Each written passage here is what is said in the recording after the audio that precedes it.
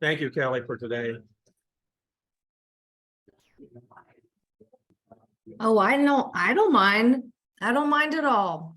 Thank you. Uh-huh. He's also not maybe.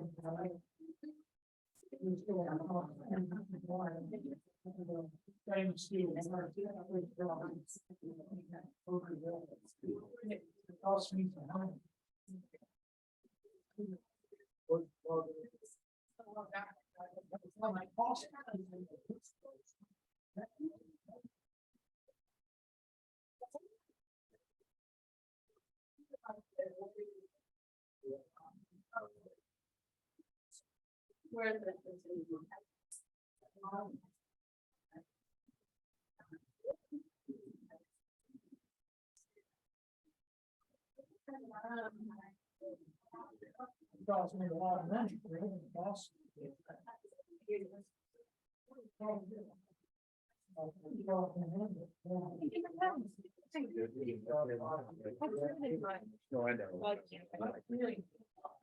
Don't keep our finger crossed and thank you. It's gonna be good. We're gonna be good.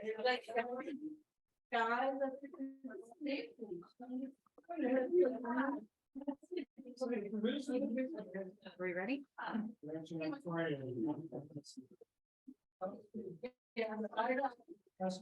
Hello, everybody. How are you Hello. today? How are we today? Good? Fine. It's a beautiful day outside. I imagine Steve's gonna ask if we can move the meeting outside in a minute, but Kelly, I'm surprised you're inside. I You at work? know. It's hard because I'm like, oh, I have work to do, but I want to go out and play. I know, I Oh, know. it's perfect picnic weather. It is, it is. All right, well, welcome, everyone. I am going to ask if Fred will do our invocation for today. So if you will join us, oh, there we go. Would you bow with me, please? Gracious Heavenly Father, we thank you for this past Sunday and the meaning that it has and the significance of this world in our lives. We ask for you to continue to bless this country, help us get things straightened out, and what we really need is a revival of morality in this country. We really do. I know we've turned our backs on you, but we know that you still love us, and we're asking for your forgiveness for our shortcomings. But we thank you for Rotary, and we thank you for what it stands for and the opportunities that we have to help folks not only in this community, but around the world. Again, we love you, and we need you in our lives. We need you in this country. And we ask these things in your holy name. Amen. Thank you, thank you. All right, if you will remain standing and join me in the pledge. I pledge of allegiance to the flag of the United States of America, to the republic which it stands, one nation, under God, indivisible, with liberty and justice for all. Sometimes that just gives me the goosebumps, just doing the pledge with everybody. All right, well, I'll say welcome again because we've got more friends coming in the room. Hi, guys. So happy to see everybody today. I hope everyone had a wonderful weekend with family. Yes? Yeah. Good, good. All right, so now we will let Steve start us, or take us down our brag road. So here's Steve. Oh, yeah, I did. I'm sorry. Catherine, we have a few guests today, so thank you, Steve. No problem. I wasn't looking at my agenda. I started to skip. Introduction to the right. Oh. Yeah, so we are thrilled today. We have a new potential member who's come to join us, Nancy McCullough.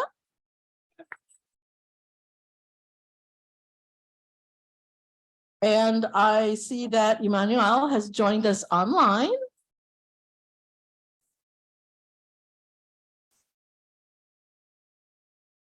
And of course, our guest speaker is here, Jerry Chambers, and her trusty sidekick, Heather Loftus.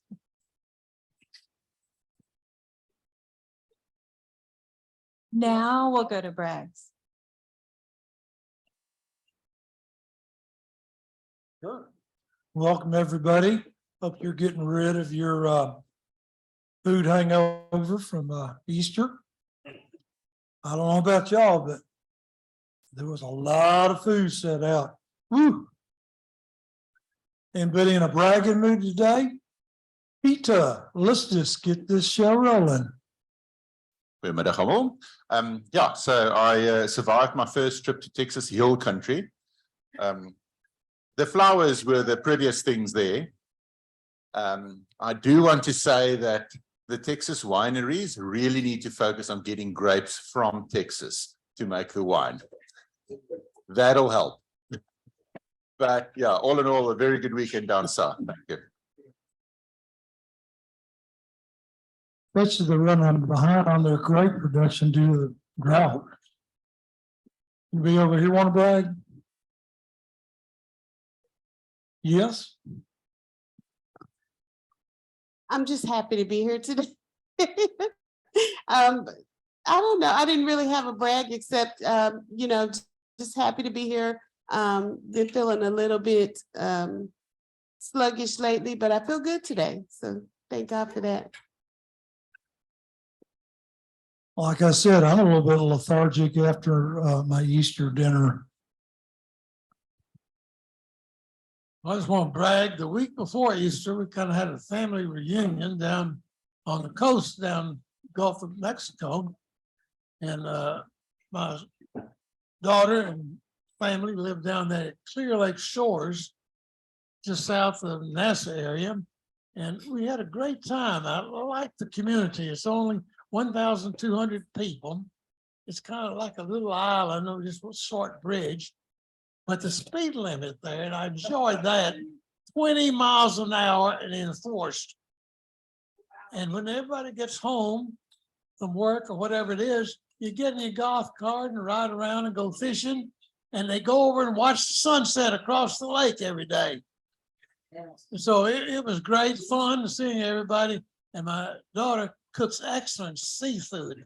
And it was wonderful, fresh shrimp, everything. Crab cakes, so we were spoiled. Great fun. For those of you that are visiting and you don't know very much about Rotary, there's a youth program that we had called RILA, which stands for Rotary Youth Leadership Award. And this past Wednesday, a week ago, Johnny Lewis and I had the pleasure of interviewing the kids from Plano Senior High. We take campers down to Midlothian.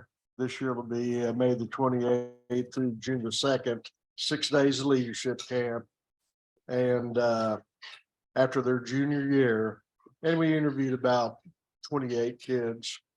And then we found out after we interviewed that there's some clubs that need some kids to go to Camp Riley. So now we're kind of jockeying around to see what else we can send to Midlothian and everything, but it's a big plus for Plano Senior High School. And Rotary, it really is, RILA is really what keeps me in Rotary. It's not funnel cakes by any stretch. And this club has 4 kids? We sponsor. Yeah, we sponsor 4 kids. Yeah. And then we choose alternates because a lot of times the other clubs will call us up and say, we need a boy or a girl, so then we can use our alternates. I'm sadly mistaken. I thought you were staying a Rotary for me, Fred.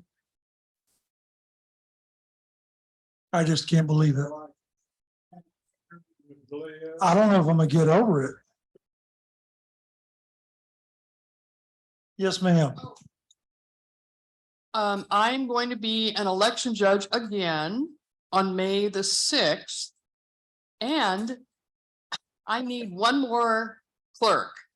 So if you are a registered voter in Collin County, you can come hang out with me on May the 6th for 12 hours.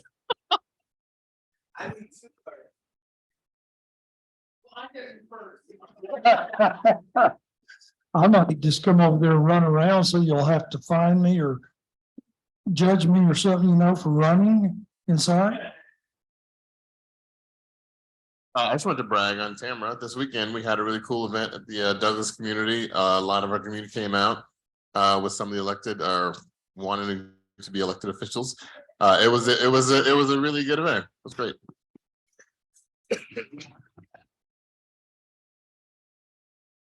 James, would you like to brag about sucking up and sitting next to Jerry?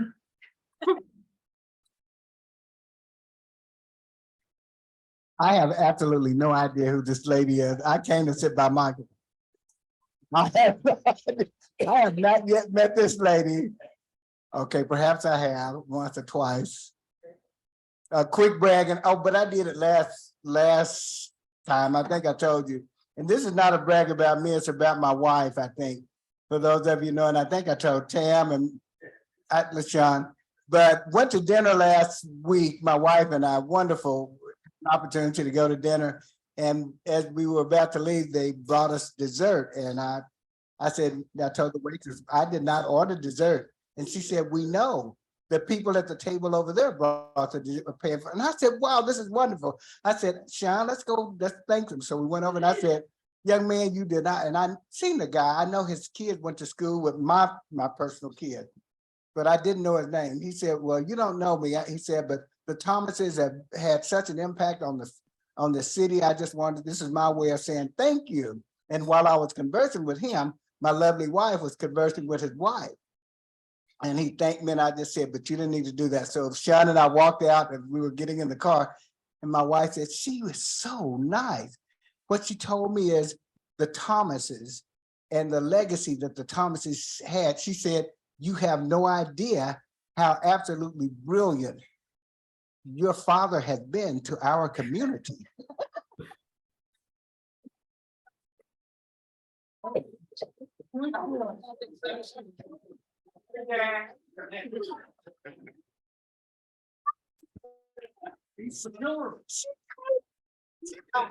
My wife said, no, he's not my father, he's my husband. Okay, so I should have gone back in there and said, miss, that's the way I roll. I roll with the young women, okay? Plus her father's not half as old as I am anyway. Thank you very much. But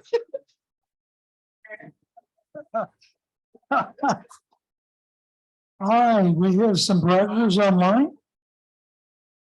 Lisa, Yeah, can you hear me? yep. So this weekend, there's a nonprofit that I work with called A Small Miracle Foundation that provides free childcare for families battling cancer. Has our annual poker tournament and silent auction. And it's at Pecan Hollow Golf Course in Plano. So if anyone is interested in playing poker or not playing poker and just coming to the silent auction and having some good food, just let me know and I can send you a link. All right, thank you. Mhm. Anybody else in a bragging mood online? I'll brag. This past weekend was obviously so much fun for so many reasons. But for us in Parks and Rec, we had our Liberty Block Party and our Easter egg dive. And one of the things that I love most about doing what I do is I get to go out to these events and get photos and video and tell the story of, the event through our social media channels. And it's just so much fun to be that be your job. And I walk away every time just feeling this sense of just reward in doing what we do, because we see so many smiling faces. Everybody was having such a great time. And I could tell that the people our residents and patrons really appreciate our efforts for all the events that we do. So anyways, I had to brag about that because our staff just, they had it going on this weekend and everything went really well and everybody had a great time. So Hey, any Easter bunny sightings? what's that? Any Easter bunny sightings? Yes, he was at the PAC. He was at the There you Plano go. Aquatic Center spending his Easter All right. weekend with us, so, yeah. Anybody else want to brag before I give the mic back to Joy? I'll brag on Uh, Clements Hospital downtown here. I'm real happy with them so far. They put me in here on Easter, but hello, everyone. Good to see you, Ken. Sir. Back to you, Joy. Thank you. And Catherine is going to, we have one more guest that came in, so here we go. We do. It looks like Fred and Tamara invited a guest who I met actually this weekend at our gathering, Callie Uckray. Is that right? Okay. Thank you for coming. Awesome. I'll just throw a quick brag in real quick before we move on to Kelly. It makes me so happy because I'm not a political person by any means, but it makes me so happy when I'm driving down the road because I was bebopping throughout Plano this weekend and I'm like, oh, I know him. I know her, just seeing the signs. So seeing Michael and then Catherine's, and then after that, my friend Tara. So I'm so proud of you guys for stepping up and being willing to take on those jobs, because as Catherine was reminding me a while ago, it's not an easy thing to do. So I admire y'all and I am proud to know you. Yeah. And now our dear sweet Kelly Crimmins is going to do her classification talk.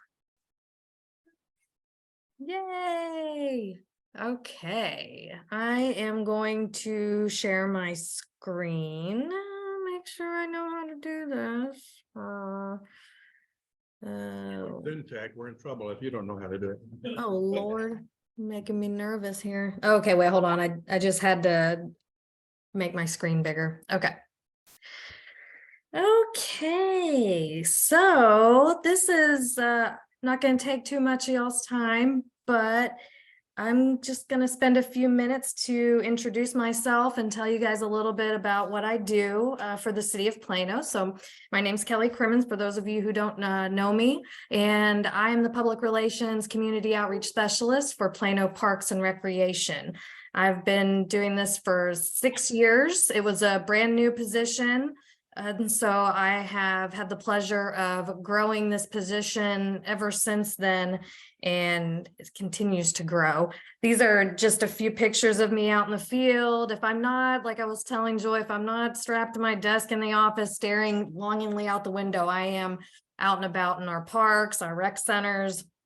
And so these are just some pictures of me with some colleagues and out and about in the community. But I'll get back to some of these pictures to tell a little story or two if I have time behind the meaning of them.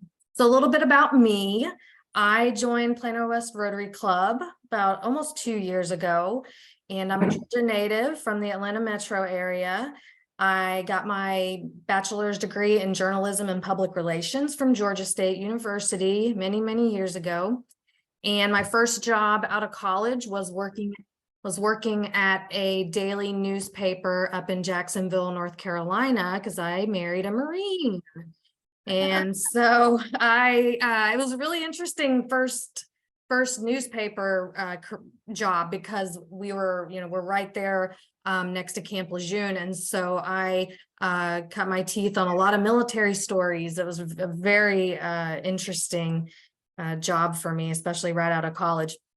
Anyways, I eventually made it here to Plano. I got here as soon as I could in late 2011, and I started covering Plano as a reporter shortly thereafter. I've worked with the Plano Star Courier for a couple of years, and then I went to Community Impact newspaper and covered Plano for them for a couple of years as well. So I got to know the community very well. My first ever story that I ever wrote in Plano was about the Children's Advocacy Center. And I'll never forget it because it was just such an apt first impression to me about the Plano community and how much, like how many resources there are and how many, people are making this city, the city of excellence that it is today.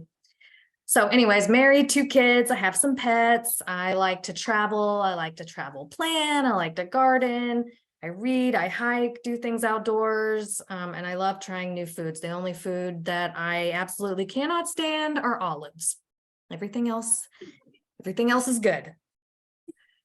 All right, going back to my professional side. So basically my job in a nutshell is to communicate the role that Plano Parks and Recreation has when it comes to our quality of life here in Plano. We understand that we have a very important role to play in that, given the services that we provide and the amenities that we are charged with taking care of.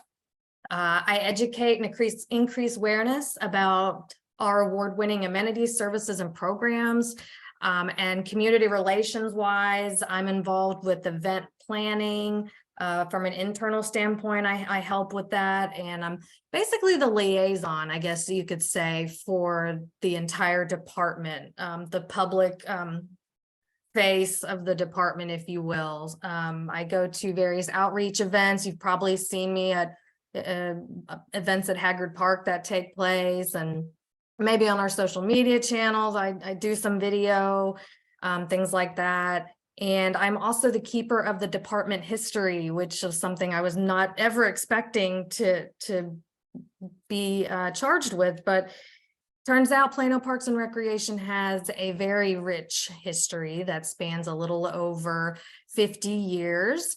And the work that I was able to do these past few years in curating our collection of historic photos and newspaper articles and things of that nature, it's come full circle because of this year, the city celebrating its 150th anniversary. So you guys will be seeing more of our collection later this year as the city rolls out other birthday celebrations, promotions, and things like that. But you can follow us on Facebook and Instagram because I do a lot of Flashback Fridays, and people really like seeing Plano parks, how they looked way back when. We come from humble beginnings. Let's just put it that way.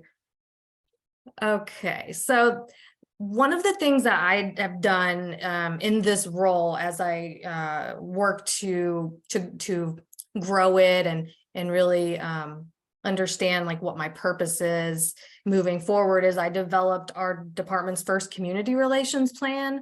And basically the whole crux of that is having favorable relationships with the community at large, whether that be through clubs like this or HOA meetings. I'll talk to anybody about Parks and Recreation. I go to schools.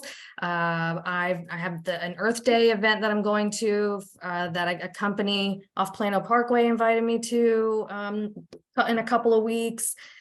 So it's all about having that open channel of communication because we have a pretty big department.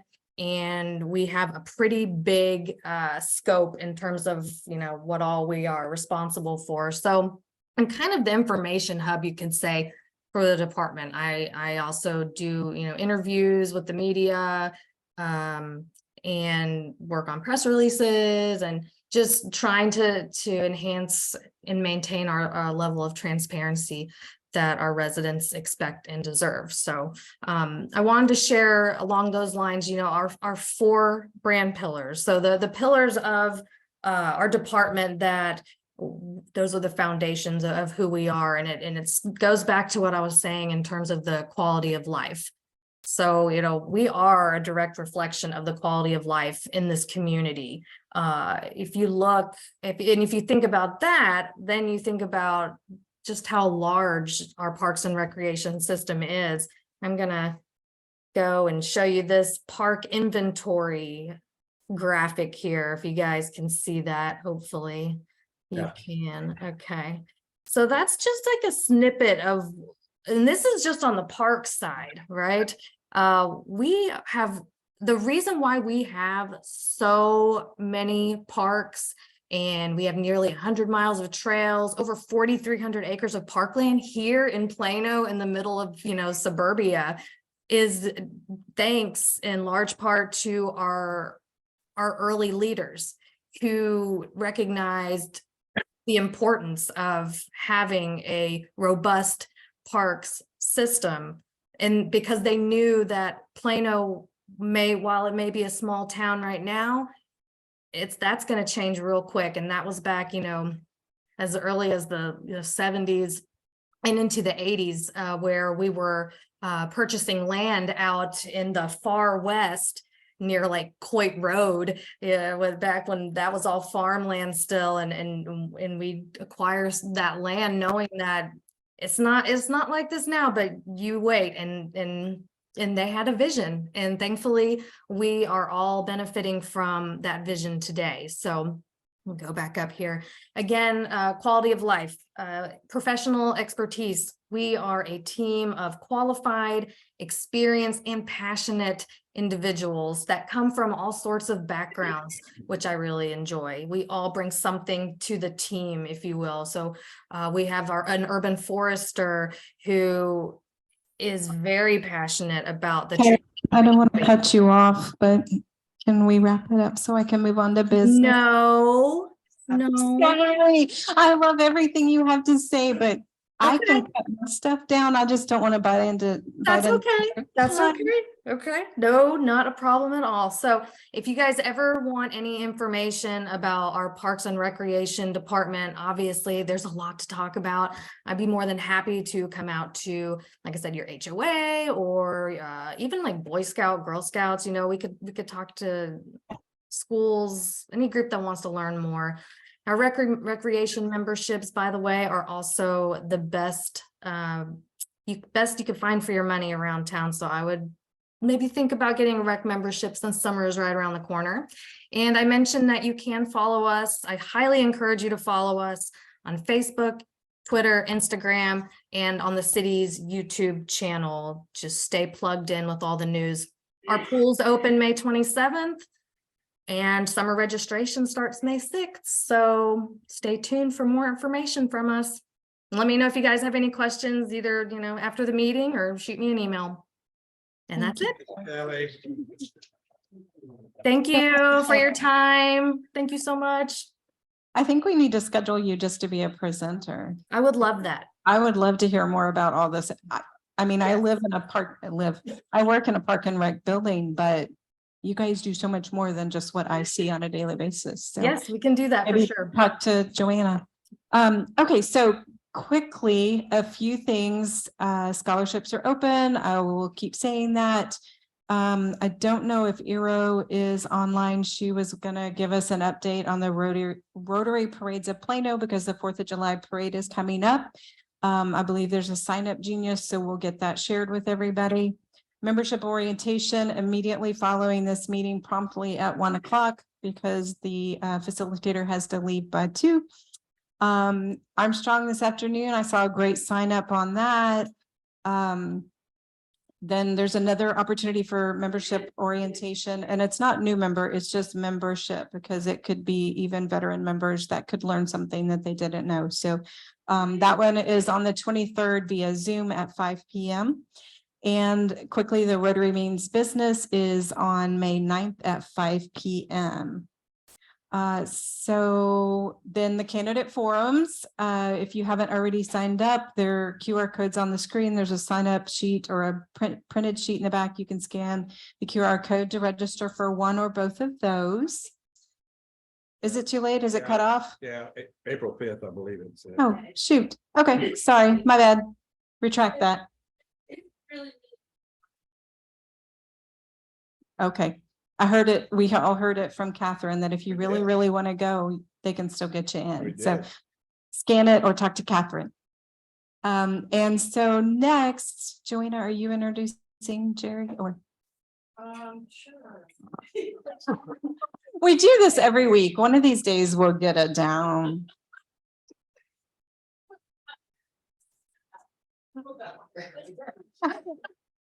She probably needs no introduction. Yes, so Jerry Chambers, yeah. 6 degrees of separation. Oh, goodness. Are you gonna control it or am I controlling Well- it? Fun. Is it okay? if you do it? Nope, I can do it. Either way, That'd be great. let me try this. Now, where do I have to stand? Do I have to stand back here or can I move? You can- Okay.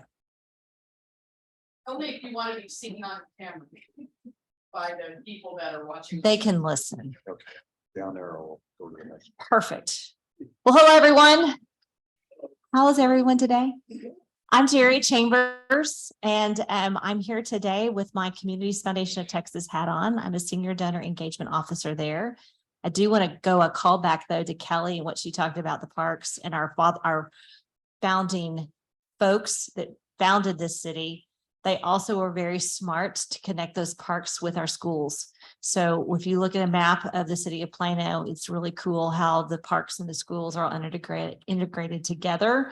And one of my big favorite things about this community is how well the school district and the city all work well together. And we are very blessed for that. So that's my little plug with that, with my trustee hat on, but I'll take that off now and put back on my Communities Foundation of Texas hat. So Communities Foundation of Texas. I'm going to start with this. There are 3 types of foundations. And the interesting thing is the word foundation is used a lot and can mean, besides foundation of a house, but foundation kind of invokes money, or there's money that's being granted out. But that doesn't mean these are 3 different types of foundations. In our community, y'all are familiar with Hendricks Scholarship Foundation. It's a wonderful organization. You probably have supported it. A lot of people have. It technically does not fall into one of these 3 categories. It is just a straight up 501c3 nonprofit. So I wanted to kind of highlight that. So the word foundation is used somewhat generously for things. But there are 3 main kinds of foundations: private, communities, and corporate. So question, when you hear of a private foundation, can anyone tell me a name of a private foundation that comes to mind for you? Meadows is a private foundation. Yes. Bill and Melinda Gates would also be considered a private foundation. So, you listen to NPR at all, you'll hear brought to you by many times. Those are private foundations that are listed. Private foundation is designated or is understood as their philanthropic institution that is funded by one source. So it's funded by a family. So that's where a private foundation comes in. And I did some little cheat. I wanted to make sure I know this. There are over 119,000 private foundations in the United States. So kind of an interesting fact there. There's a lot of those. They can range in all sorts of size, to the extreme of buckets. I may have just unplugged something. Oh, well, watch those hands. And the Buffetts and the Gates to something that's a little bit more smaller foundation. The next type, I'm going to skip over communities and talk about corporate foundations. Can anyone give an example of a corporate foundation that they're familiar with? Thank you. Think of a Blue Cross Blue corporate. Shield has one. Oh, sorry. Go ahead, who? Blue Cross Blue Shield of Texas has one. Oh, the Okay. Caring Foundation. The Yep. Caring Foundation. Mhm. So anything has a company and foundation. Another big one that's in our community that we benefit from the school district for wise is TI Foundation. They identify STEM teachers, math and science teachers every year and give them money that's coming from the Texas Instruments Foundation. So those are those. And any guesses about how many corporate foundations there are in the United States? Not really, actually. There's only about 3,000. So it's a whole lot less than the private foundation number. And then we have a Communities Foundation, and that's what we are at Communities Foundation of Texas. It's nice to have that in our title. Any guesses how many are in the United States or how many are in the state of Texas? A lot. A lot. Well, interestingly enough, in the United States, it's on par with the corporate foundations. There are a little under 3,000 communities foundations in the United States. And there are 179 in Texas.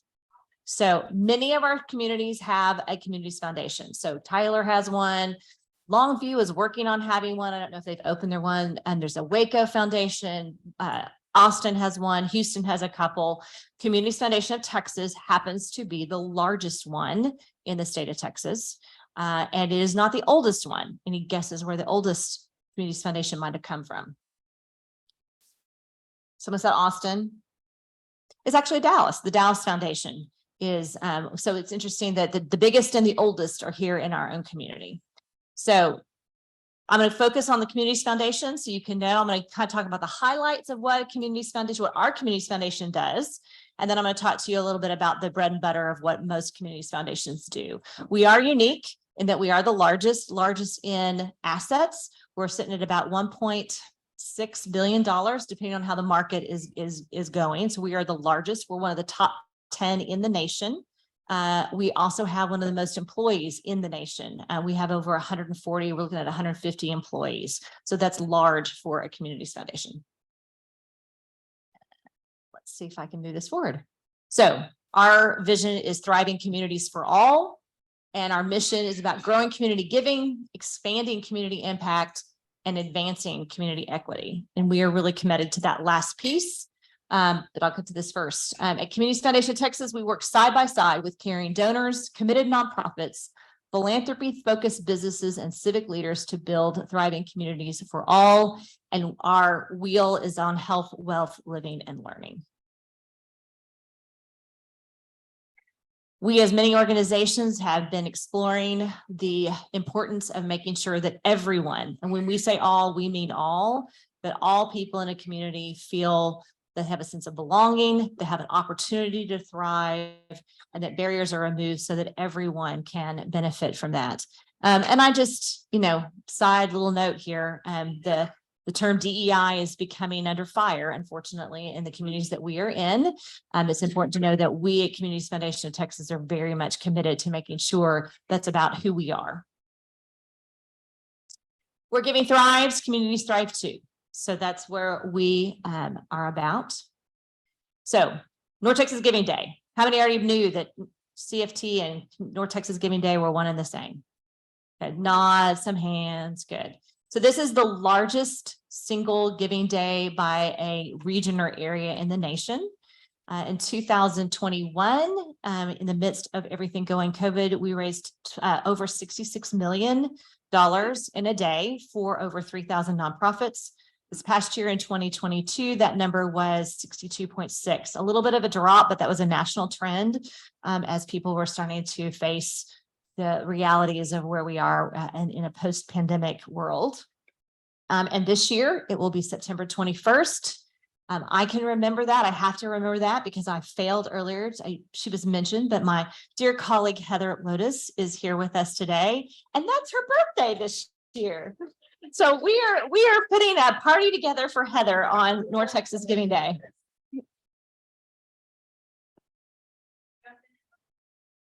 See, isn't that great? Just so well trained. Yes, so that's our big day. And over 3,000 nonprofits. If you are with a nonprofit that usually participates with North Texas Giving Day, be on the look. There are going to be opportunities to sign up. We are going to not do the community big days where everyone gathers. We've been listening to our nonprofits and they say that it's just too much time and they don't really receive the benefit. So we are the organization that listens to that. There will be opportunities though for the yard signs, for people to gather those in their communities and that kind of thing. And it really is one of my very favorite days. The reason why the reason why we do North Texas Giving Day is to say that everyone is a philanthropist, whether it is about your giving, whether it's about your time, whether about it is your advocacy. Every single one of us, the fact that you're in Rotary and you're here means that you are a philanthropist, that you are a charitable person.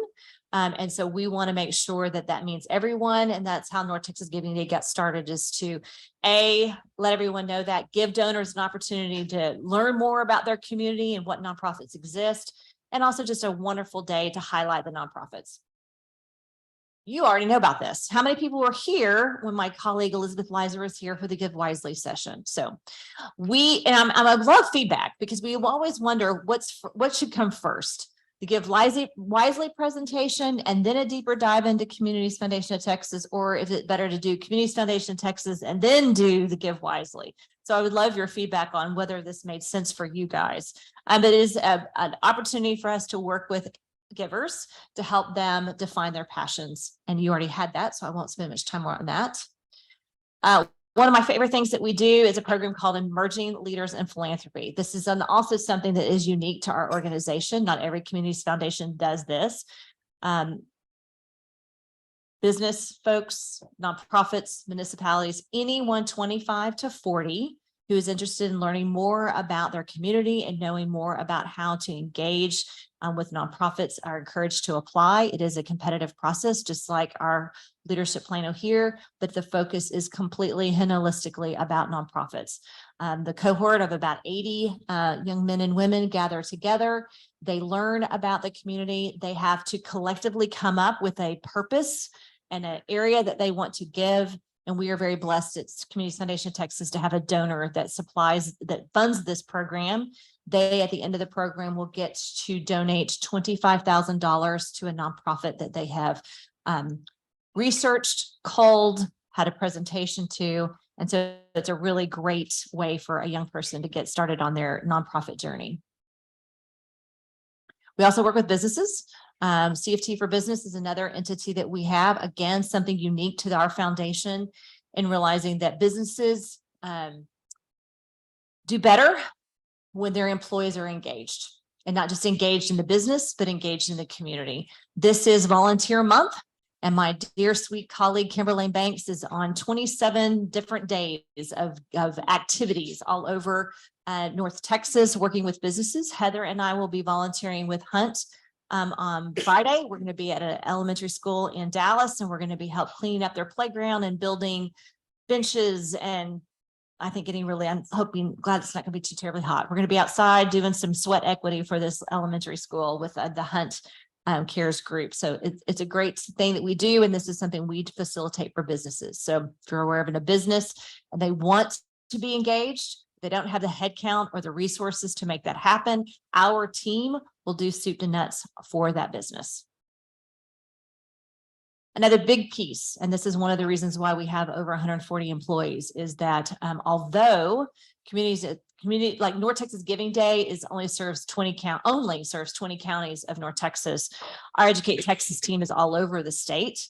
Particularly in the Rio Grande Valley, we have an office there. We work in El Paso, we work in Houston, we're doing some extra work in San Antonio, in addition to working in the North Texas communities. Mostly what we are about is helping facilitate those things that the Texas Education Agency says that school districts need to be doing. Our team goes in and helps in the high-risk school districts and help them facilitate that. That's kind of a best way I can say it. It's a whole lot more to it than that, but I'm really proud of being an organization that's so committed to education. Parks. Another park is coming to North Texas. Communities Foundation of Texas is serving as a fiscal sponsor for the Kaleidoscope Park. This is going to be a regional park that's at Hall Park at Tollway and near 121. It is going to, Craig Hall is very committed to art and public art. And so this park is going to be that. The pink thing you see there is a Eckelman. It's an artist, and it's going to be floating in the sky. It's a representation of butterflies, and there's gonna be all sorts of great things at this park. The fun thing about this park, it's very similar to Clyde Warren Park, and it's going to actually be bigger. It also is every programming piece there will be for free, unlike at Clyde Warren where there's some charging of some things and activities. Anything you have, all the programming, everything will be free. And then our team laughs that the number one question is, yes, there will be plenty of parking near the park. And there will be actually a food hall of sorts. It's going to be an outdoor full hall experience. And so here's some of the amenities that's going to be about this. So we're really excited about this park being a really great regional facility for families to be able to come to and enjoy. There'll be a children's area. There'll be a dog park, surprise. There'll be an outdoor pavilion where performances can happen, and the works. So it's going to be a really exciting piece for us to all be able to take advantage of and enjoy. So the bread and butter of what we're about. We are about having what we call charitable savings accounts for those people who want to be either more organized, more strategic, or would like to benefit from philanthropic consulting with their giving. So we have over 1,200 funds, and this one says about $2.4 billion in funds. Excuse me, that's money gone out.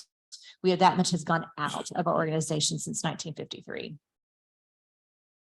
So we work with individuals and families. Yes, we work with businesses. Yes, we actually find a little bit work with nonprofits, but our main thing is we encourage donors to establish a fund. It's like a savings account. How many people, don't raise your hand, but just in your head, how many people are excited because they have already filed their taxes? And how many of you are going, oh crud, that's next week. Your faces tell it all. One of the things you may be looking at if you itemize is your philanthropic and your tax deductible donations. And so that is a piece that we can help you from a tax standpoint, be more strategic and be in that piece. At some point, maybe in your time period, a CPA has sat down with you and said you would really it would be helpful for you to give X amount of dollars away, because then that will help you lower your tax bracket. And so there you have lower taxes. That is something we can work with. So let's say CPA gives a very large number of money that you need to donate. And you're like, where do I give it? Well, we suggest it's a great opportunity at that juncture to open a donor advised fund. All of your money will go into this charitable savings account, and then you can then make grant recommendations out of that fund to any eligible 501c3 organization, not only just in North Texas, but anywhere in the United States. It can go to your faith home if you have a church or a mosque or a synagogue that you give to. It can get to a university. It can get to anywhere. And so it's kind of a one-stop shop. If you are thinking, oh, dear heavens, I have to do my taxes, and where are all those donation receipts? Well, this is a wonderful tool because you only do one donation receipt. You can have all your philanthropic giving go into one tool.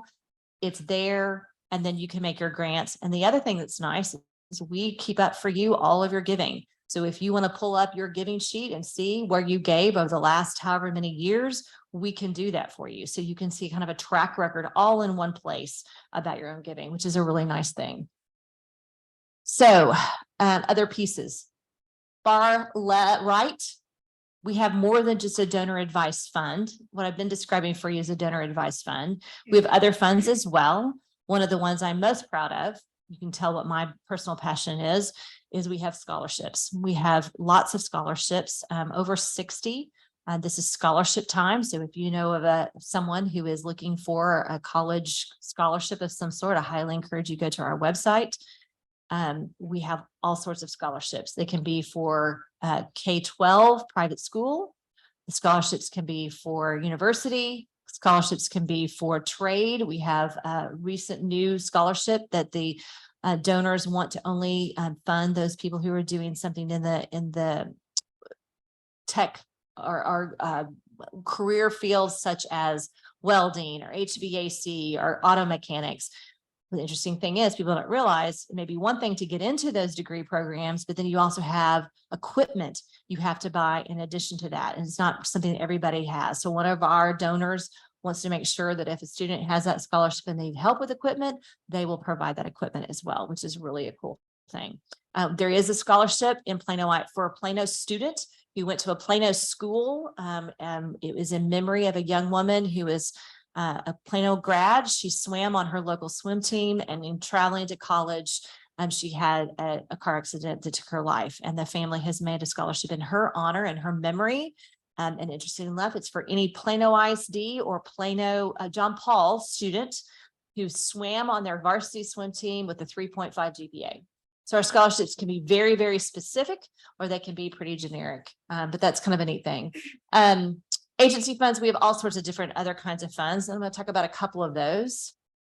One of our professional advisors says that a donor advised fund is a special kind of magic.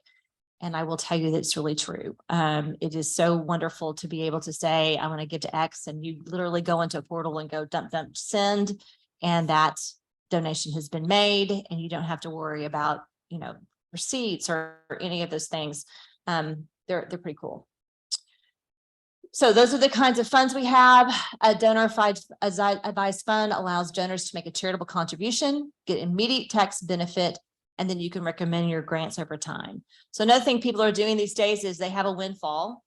They have a large amount of money they want to they can put it in a fund, and then that can fund their giving for 2, 3, 4, 5 years. And then they don't have to worry about that whole, it's taken care of. During COVID, my husband and I were really very happy that we had in our fund. It was a hard time for people during COVID. Well, it was also not a great time in the Chambers household because my husband works for Cinemark and his salary went to 25% unexpectedly. Well, we had a fund.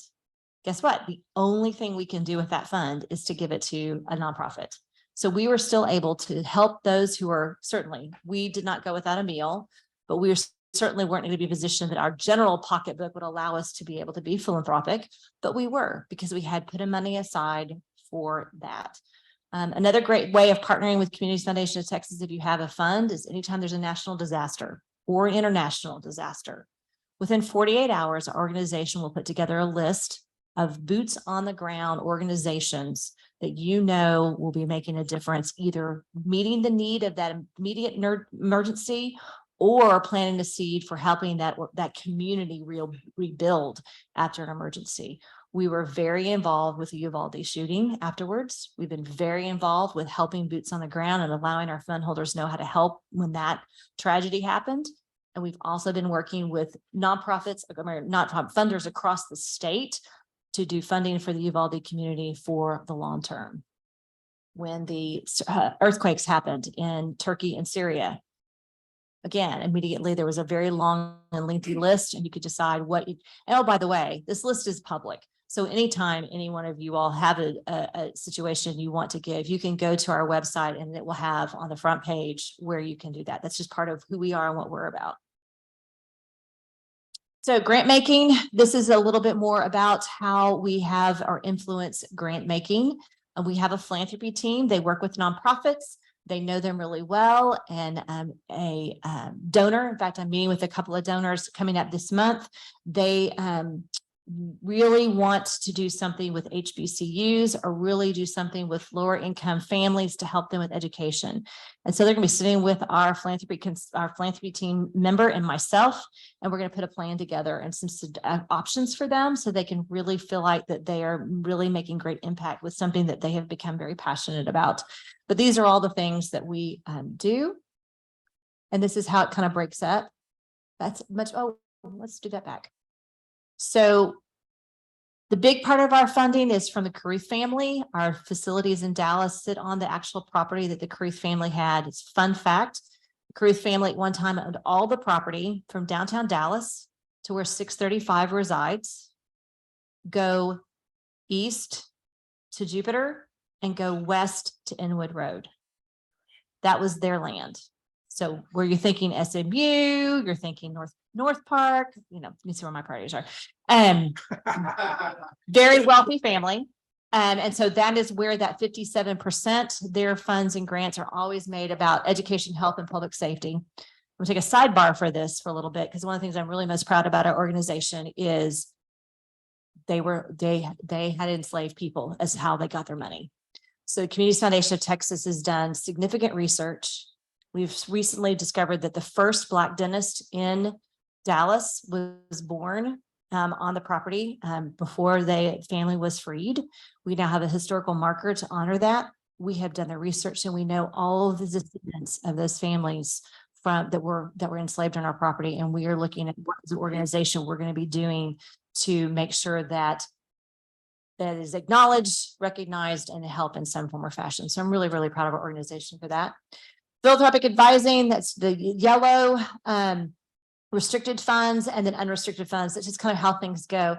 If you're applying for a grant from CFT, in all likelihood, it's probably coming from that 10% unless it's when you see us do our very large grants, our 6-figure grants and higher, those will generally come from our Caruth grants. And then the philanthropic advising, you'll see that Dallas Morning News has charities, we help run that. State Fair has the charities, we help run that. And so then we also help with other ways and that means. So this is another great story. Pearl St. Anderson, I have to highly encourage. Our largest first 6-figure donor was a woman named Pearl St. Anderson. She grew up in a Black school in Louisiana. And every day she walked in, she saw a placard that said, brought to you by, or, was given, donated by, Julius Rosenwald. And she was committed to give back. And so in 1955, she made a gift to Community Foundation of Texas in the amount of $325,000. That fund still exists. And our community and our team has created another I Am Pearl fund that we are encouraging people to donate to. And then the proceeds from that fund will go to help underdeveloped communities and Black communities in education and job enhancement and the like. Another fund that we have was, first of all, championing Collin County. So Heather and I are responsible for all of CFT, working with fund holders in Collin County. We have been doing this work here since 2018. Actually, we started in 2017. We have an office at Hall Park. And so this is what we are about. But CFT has been contributing to Collin County for many, many years. As you can see, over $62 million over the course of time have come from Community Foundation Texas to Collin County. But in our coming to Collin County, we opened what was called the Collin County Impact Fund. This fund is sitting at about $1.3 million. And the Caruth family, that fund, and we matched that with leadership from across Collin County. We've since had another donation, a pledge from the Hall, Craig and Catherine Hall. And so we're sitting at about 1.3 million. It is on a spending policy. So what that means is that money is invested and then at 4.5% is used every year for us to be able to grant out. So this is a fund, it's like an endowment. It will be that way forever and ever. The larger the fund gets, the more money we're able to put back into Collin County nonprofits. How are the Collin County profits selected? Part of our granting process, they apply. And I can dig into that a whole different, but that's a whole other thing. But our team is very committed to making sure that health, wealth, living, and learning cycle, what is in that area needed most at this juncture? And so what is needed, and then how do we fund it? I got about a minute. So actually that number is over $200,000 we have donated. These are the Collin County nonprofits who have already benefited from the Collin County Impact Fund. There's a new one to add that just received, and it's called Philanthropy Kids. Y'all are talking about your RILA and getting kids to be excited about through the Rotary. Well, there's a nonprofit called Philanthropy Kids, and they are trying to help bring that forward for kids in Collin County. What we were talking about for the 25 to 40-year-olds, this is doing that for kids that are still in high school. So we are funding that. The thing that's great about Community Foundation of Texas is we fund the whole organization. You hear about a lot of organizations, they fund programming or they fund a specific thing. We know as an organization, you have salaries, you have lights to turn on, you have a infrastructure, a business to run. And so when we donate monies to a nonprofit or we grant money to a nonprofit, it is in that spirit of how can we help the whole organization? So it's not designated, if you will. Go through this really quickly. We do have charitable funds for nonprofits. And this is a little bit more about our giving, and where you'll see the biggest pie piece is education. It's a big part for us. If you want to learn more, there's our 2 QR codes for you to look at. You can pull those up. And again, Heather and I here, we can stay around afterwards if you have questions or have anything you want to ask us about. I'm just really proud of this organization. It really is making huge community impact in all the ways, from our southern sector, the 20 counties of Collin County, to the education landscape in the state of Texas, and especially here now in Collin County. So we are very proud that we are the only community foundation that is working and operating in Collin County. So anyway, we can be helpful to you, your business, your family, your nonprofit. We want to be sure and partner with you. So thank y'all for your time.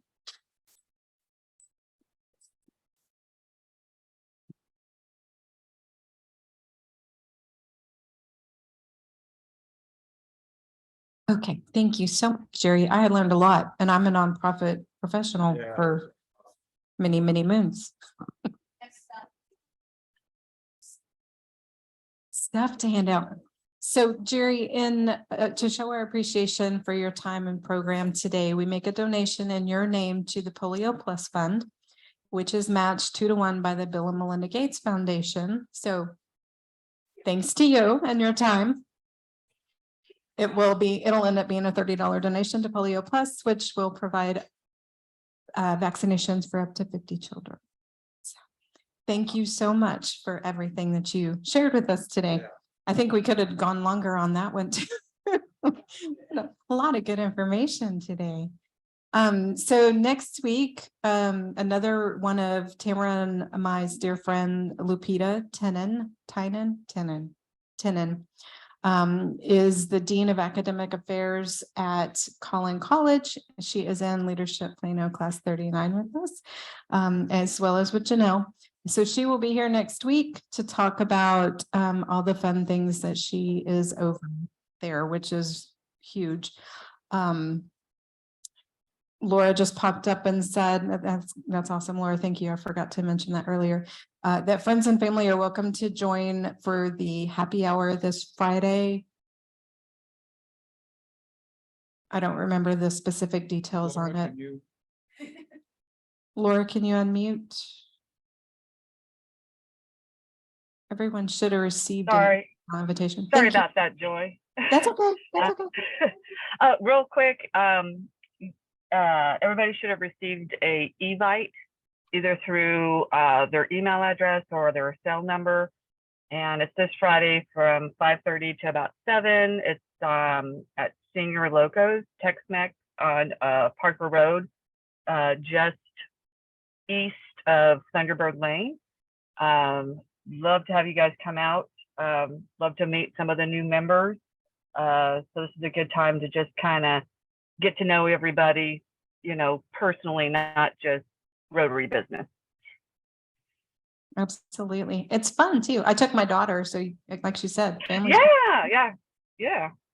You know, train them up, teach them when they're young, let them see the fun side, and then they understand more about what we're doing every day. So with that, if you will all stand and join me in the 4-way test of the things we think, say, or do. First, is it the truth? Second, is it fair to all concerned? Third, will it build goodwill and better friendships? Fourth, will it be beneficial to all concerned? And fifth, is it fun? Rotary. Thank you guys. Have a great rest of your week. Have a good day, everyone. Thank you, Kelly. Bye, Glenn. Have a good one.